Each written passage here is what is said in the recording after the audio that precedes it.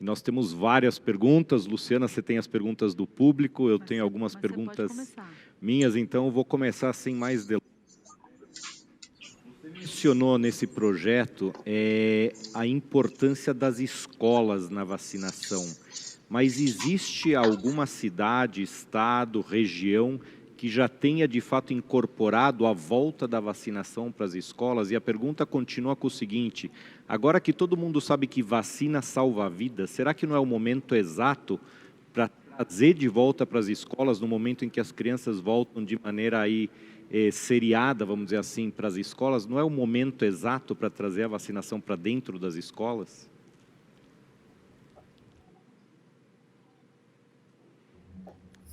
Aí, perguntas excelentes, Rafa. Eu fico aqui tensa da gente não perder esse momento que a gente está vivendo agora. Bom, sobre as escolas, infelizmente, o primeiro projeto de lei para voltar ao Brasil como um todo a vacinação na escola, ou associar o cartão de vacina para a entrada com a matrícula, era um projeto de lei 1429 de 2019, ele foi barrado pelo direito da criança à escola, apesar de que vacinação é uma obrigação dos pais, segundo o Estatuto da Criança e do Adolescente. Então, esse tema já foi e voltou em algumas cidades, e a gente já pode falar que algumas dezenas de cidades no Mato Grosso, no interior de São Paulo, já estão adotando. Então, o Estado tem a prerrogativa dessa escolha, a cidade pode escolher voltar. Então, a gente vai tentar um trabalho nacional que, claro, funcionaria melhor. A gente tem até uma audiência na Câmara dos Deputados nessa sexta-feira, mas a cidade que decidir, ela pode voltar, e os dados são muito claros, mundo afora, de que programas de vacinação anti-HPV na escola têm resultados muito superiores a não. Então, no Brasil, sim, tem muita cidade já optando por isso. Sobre o momento, no ano passado, eu achei que a questão da vacina fosse decolar, e infelizmente veio um movimento receoso com vacina em 2020, pessoas dizendo que não se vacinariam com vacina X ou Y, efeitos colaterais, virar jacaré, e a orientação do grupo de deputados que tem nos orientado foi de suspender temporariamente essa pauta, e agora eles nos orientaram a voltar. Acham que sim, que a população está extremamente aberta à vacinação, entendeu a relevância de vacina na prevenção de doença, prevenção de morte. Então, a gente agora vai com tudo para retomar essa pauta. Obrigado, Angélica. Deixa eu aproveitar, então, Angélica. Tem uma pergunta da jornalista Natália Cuminali, que está aqui com a gente, e ela pega um ponto da sua fala que ela queria que você explicasse um pouquinho mais a respeito da questão do treinamento dos médicos para a prescrição das vacinas. Ela até te pergunta, os médicos não estão suficientemente preparados para isso? A gente não tem esse dado ainda no Brasil, e a gente está fazendo agora um levantamento da impressão do médico sobre vacinação, fazer um paralelo também entre a gente tem um programa de iniciação científica dentro da Universidade Federal de Minas Gerais, que a gente vai tentar levantar isso. Os dados são americanos, e segundo a Sociedade Brasileira da Sociedade Americana de Pediatria, os médicos não estão bem treinados, eles têm medo dos efeitos colaterais, e o fato do médico titubear na prescrição é um fator decisivo para os pais recusarem a vacina. Então, nos Estados Unidos, há necessidade de treinamento de médico. A gente ainda não tem o dado do Brasil, mas eu acredito que, infelizmente, o treinamento aqui também é insuficiente. Falta de conhecimento sobre a vacina, sobre disponibilidade, faixas etárias e sobre a segurança. Muita fake news foi liberada em relação à vacina anti-HPV no mundo, e os dados de segurança precisam ser apresentados para os médicos. Então, a prescrição não é feita de rotina no Brasil, isso é fato, e a percepção do médico ainda precisa ser mais bem explorada. Obrigado. Kátia, eu tenho uma pergunta para você. A Mayra mostrou um exemplo de Porto Alegre, de uma padronização na forma de laudar casos de câncer de mama, e no fundo não deixa de ser uma certificação de qualidade ao fazer um treinamento com todos os laboratórios. Será que não existe um papel para a Sociedade Brasileira de Patologia em qualificar os laboratórios e certificar a qualidade deles? Porque esse é um dos buracos que a gente vê no Brasil em termos da qualidade. Agora que aparentemente a questão da remuneração pelo menos deu um passo à frente, será que não está na hora da sociedade se preocupar com a qualidade do que está sendo laudado? Essa preocupação é legítima e ela faz parte da nossa missão como sociedade que é primordialmente acadêmica, né? Nós somos uma das especialidades que tem mais indivíduos associados. Nós temos 75% dos patologistas no Brasil são associados à Sociedade Brasileira de Patologia. O que a Mayra mostrou, ela mostrou um manual de boas práticas que nós já temos, que contempla os cuidados pré-analíticos, etc. Nós temos vários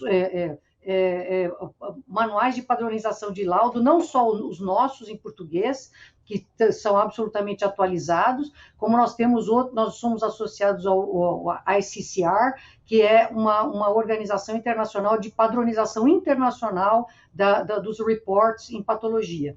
Então, isso aí está tudo acessível na nossa sociedade. E nós, então, como temos 75% dos indivíduos associados, isso aí ele é absolutamente aberto. Qualquer indivíduo, a qualquer momento, vai entrar no nosso site e eles têm toda a regulamentação, toda a padronização de todos os laudos, e não só nas doenças oncológicas, como nas outras doenças também.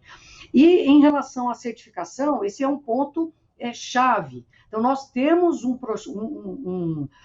processo de qualificação, nós temos é bastante eficiente, ele é semelhante ao CAP, né, do College of American Pathologists. Nós temos chama PAC,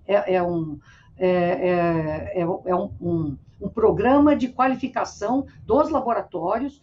Então, você deve ser, você se habilita a ser visitado, né, para passar por esse processo de qualidade, de certificação de qualidade. Aí nós temos uma documentação toda que deve ser seguida, não só técnica, quanto também burocrática. Isso aí nós já temos também. Nós temos a cada dia um número maior de laboratórios participando desse nosso projeto que chama PAC. E nós temos eles disponível não só para o Brasil, né, esse projeto PAC, como nós também temos eles disponível para a América Latina, que também tem uma carência desses projetos de qualificação. E o CAP é um pouco caro, né, para a maioria desses países, então nós somos uma saída para essa certificação. Mas isso aí, ela existe dentro da sociedade e a gente está tentando atrair um número maior de laboratórios para participar dessa certificação de qualidade. Complementando mais uma questão em relação à patologia, você mencionou da disparidade de disponibilidade de laboratórios pelo país. Existem regiões muito carentes de laboratórios, mas, por outro lado, a pandemia melhorou bastante a logística no país, onde a gente está comprando tudo online, mandando tudo pelo correio ou por outros meios de transporte. Isso não ajudaria se existisse, talvez, por parte da sociedade, junto com o Ministério, uma iniciativa de regular esse transporte de material de patologia ou mapear isso de maneira adequada? Será que isso não poderia ser organizado para que não exista tanta deficiência em algumas áreas? Então, a gente tem uma questão assim nós temos grandes laboratórios que conseguem captar uma grande quantidade de material de algumas partes do país. Então, nós temos grandes laboratórios que atendem parcialmente a esse projeto. Só que o que a gente acredita é que a patologia ela não pode ser feita dessa maneira, à distância, né? Uma hora nós vamos ter que adaptar isso mesmo, e uma dessas possibilidades é o uso da telemedicina, né? Então, você não tem aquele ultra especialista em neuropatologia, por exemplo, você tem, então, acesso a um indivíduo que é mais afeito àquela especialidade, e você vai ter o uso da patologia, da telepatologia. Isso é uma coisa que a gente também já está dentro e a gente está tentando regulamentar esse tipo de coisa. Mas o que você deixa de atender, se você fizer um atendimento desse tipo à distância, é a participação do médico, como o médico do paciente também, que é o que a gente tenta fazer, que é os grupos multidisciplinares. Então, assim, o que a gente acha o ideal para qualquer lugar é que um hospital grande, um hospital do câncer, de atendimento ao câncer, ele tem que ter um tumor board. E nesse tumor board você tem que ter o patologista, você tem que ter o radiologista, o radioterapeuta, o oncologista e o especialista naquela área. Se você fizer essa distribuição para grandes laboratórios dentro do país, então eles seriam os responsáveis para isso, você vai tirar essa personalização que seria o ideal da presença do patologista em todos esses tumor boards, etc. A gente sabendo que isso é o ideal de atendimento ao paciente com câncer. Bom, gente, eu sei que a doutora Angélica está com horário. Angélica, querida, obrigada pela participação. Parabéns pelo seu engajamento, essa energia toda na luta contra o câncer no Brasil. E vamos juntos, Rafa, Lu, para a gente eliminar o câncer do colo do útero. Cumprir o que a Organização Mundial de Saúde nos pediu. Vamos somar os esforços. Obrigada, pessoal. Sem dúvida, sem dúvida. E, Mayra, queria te ouvir um pouquinho, né? Eu acho que ficou tão... A gente quis realmente ter a sua fala somada à fala da doutora Kátia, justamente para deixar esse espaço claro do quanto essa questão, né, da jornada da amostra cirúrgica tem uma série de barreiras envolvidas, né? Assim, desde que eu me envolvi, comecei a entender um pouquinho mais sobre isso, para mim ficou muito claro que tem dois profissionais aí que são muito importantes, o patologista e o cirurgião, né? Queria te ouvir como cirurgiã, assim, seu papel, assim, como cirurgiã, e eu fico pensando um pouco assim, até, você acha que todos os cirurgiões têm essa noção, assim, da responsabilidade que ele tem ali com o pedacinho que ele tira do corpo de uma mulher que está lá indo para casa muito ansiosa e muito preocupada, sendo que aquilo pode significar o diagnóstico de um câncer? Não só isso, né?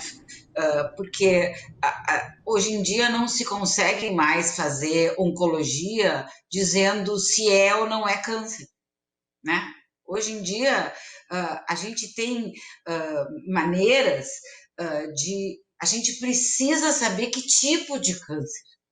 Vou contar rapidamente um caso dessa semana, assim que fechamos essa semana, mas é um caso que uma paciente que já tinha tido câncer de mama há uns 10 anos atrás, volta com outros tumores na mama, na mesma mama, e quando a gente vai fazer toda a pesquisa, a gente vê que é o mesmo tipo de câncer de mama que ela teve 10 anos depois, 10 anos antes. Então, era um tipo lá, triplo negativo, que a gente sabia que tinha que lidar com ele, além da cirurgia, com quimioterapia, porque ele era um triplo negativo de um tamanho de 2 centímetros. Bom, na hora que a gente... Então, assim, o cirurgião tem que segurar o bisturi. Puxa vida, é um triplo negativo que é não só é ou não é câncer. O tipo de câncer, hoje em dia, muda a conduta inicial, que não é necessariamente cirurgia. E não é porque não existe mais, por exemplo, o que fazer, porque antigamente, quando a gente não fazia cirurgia em primeiro lugar, era porque, meu Deus, já estava tomada. Não. Hoje em dia, a gente, em muitos casos, precisa fazer um tratamento para todo o corpo antes da cirurgia. E um triplo negativo, que nada mais é do que tentar procurar, olha a importância, Luciana, tentar procurar se tem ali receptores de hormônio ou do tipo HER2. Se essa peça, na hora da biópsia, ela não foi bem corada, ela não foi bem fixada, desculpe, não corada, fixada, os receptores dão negativos. Eles podem dar negativos, mas não porque o tumor é negativo. porque o tumor foi mal fixado, demorou para fixar ou foi mal fixado com fixador não de boa qualidade. Aquela mulher, ela está, vamos dizer assim, com um diagnóstico de triplo negativo por causa de um problema de fixação. E não porque a doença dela é 15% do total dos cânceres de mama. Olha a importância disso. Então, essa mulher, que por acaso ela tinha um triplo negativo, na hora que antes de operar, por isso que a gente diz assim, opa, vamos segurar, também apareceu uma massa no pâncreas. Pô, será que é do pâncreas? Será que não é do pâncreas? Então, assim, fez aquele AUE. O que a gente precisava para saber se era do câncer de mama ou não? A gente precisava de uma biópsia. E, às vezes, as biópsias têm esse mito. Fazer biópsia vai mexer com o bicho, vai espalhar o bicho. Não, gente. Nós precisamos da biópsia para nos certificar do que fazer. Então, uma boa prática hoje em dia é fazer biópsia sempre antes de levar o paciente para o bloco cirúrgico. Mas, assim, raríssimo às vezes a gente não tem essa condição, a gente não consegue fazer isso. Então, a biópsia é importantíssima. Nós temos que também, Luciana, e todos que estão nos ouvindo, desmistificar a biópsia. A biópsia é uma amostra que vai definir conduta. Resumo da ópera, depois de quase um mês tentando pegar um pedacinho, um fragmentinho lá da massa da região dentro da barriga, perto do pâncreas. Era um linfoma de baixo grau, alguma coisa muito mais indolente, e não tinha que abrir toda a barriga dela para tirar tudo, como seria um câncer de pâncreas, e também não era metastático. Olha, essa mulher ganhou uma nova possibilidade de se curar, porque ela foi demorou um pouquinho, porque a gente precisou de imunohistoquímica, de um monte de coisa, mas ela teve um diagnóstico correto e agora ela vai poder se curar, porque é um tumor. De novo, mas é um tumor curável. Espero que tenha explanado um pouco como uma cirurgia, às vezes, depende de muita coisa e conversar com muita gente antes de botar o bisturi.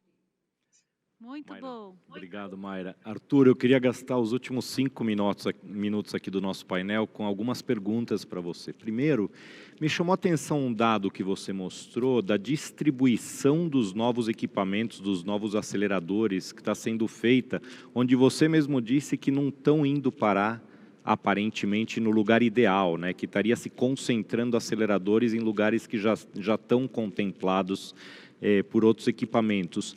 A Sociedade Brasileira de Radioterapia participou do mapeamento de onde deveriam ser instalados esses aceleradores ou não? Eu já estou vendo pela tua cabeça mexendo que não.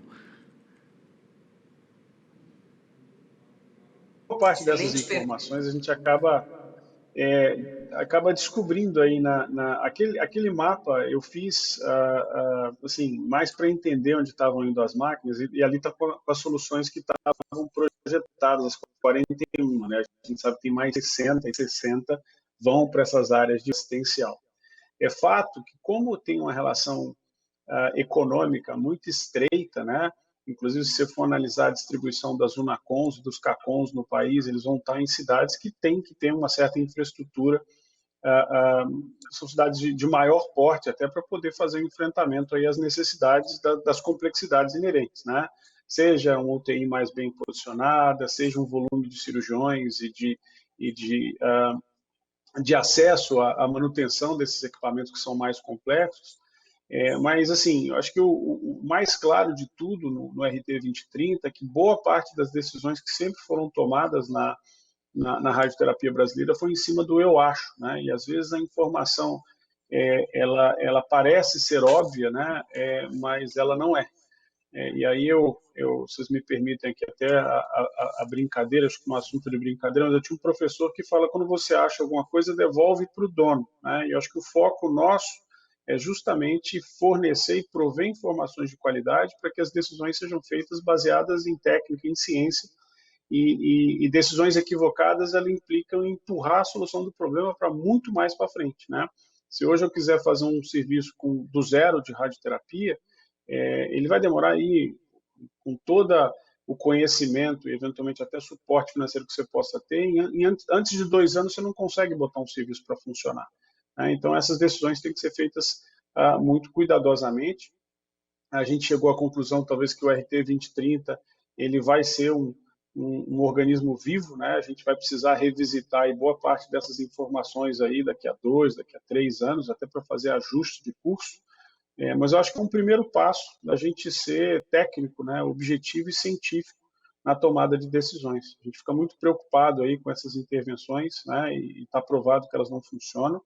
A gente tem que basear as decisões. O Nelson Teich fala muito nisso, né? Se você não tiver informação, você não vai tomar a decisão adequada. E a gente concorda aí absolutamente com ele. Ele ajudou bastante a gente em algumas fases do projeto. Eu queria agradecer de público também. Perfeito. O Rodrigo conseguiu voltar, eu vou aproveitar para perguntar a última pergunta para você, Rodrigo. E eu vou perguntar para você a mesma coisa que eu perguntei para a Kátia. Você mencionou inúmeros laboratórios que pipocaram pelo país, fazendo PCR depois de terem comprado sequenciadores. Existe alguma supervisão da qualidade destes laboratórios? Porque imagina agora a gente solicitar que estes laboratórios comecem a dedicar os seus equipamentos para sequenciar tumores e dar laudo de tumores, se isso vier sem qualidade atrelada. Existe alguma iniciativa para qualificar esses laboratórios ou não? Perfeito, Rafael. Obrigado pela pergunta, por ter dado essa oportunidade de falar novamente sobre isso.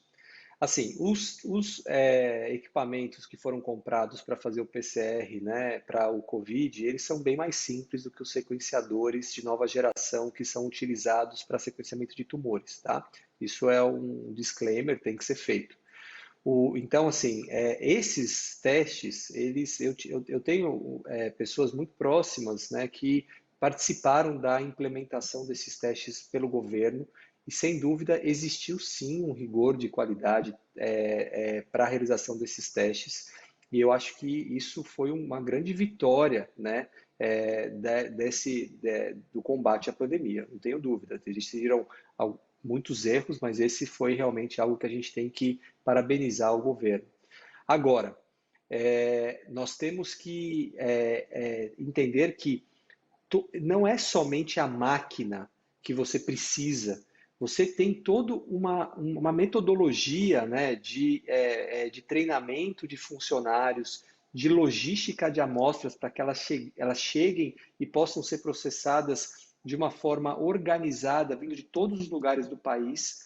E depois a máquina, o tratamento que você tem que fazer do ponto de vista de biologia molecular não é tão diferente assim, certo?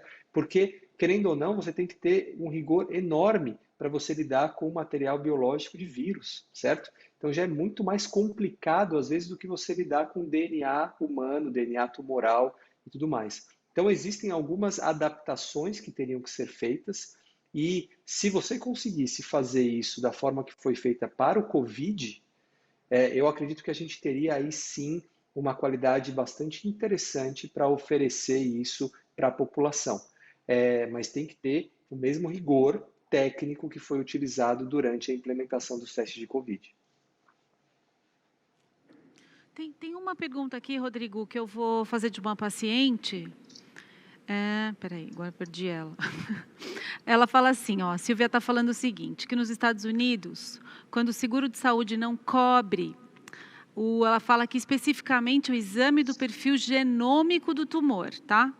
E ela está falando especificamente também de pacientes de câncer de mama metastático. E ela fala lá que nos Estados Unidos, quando o seguro não cobre, o programa acaba tornando o exame oferecido com um valor mais acessível. Que ela queria saber se daria para começar a discutir esse tipo de desconto no Brasil.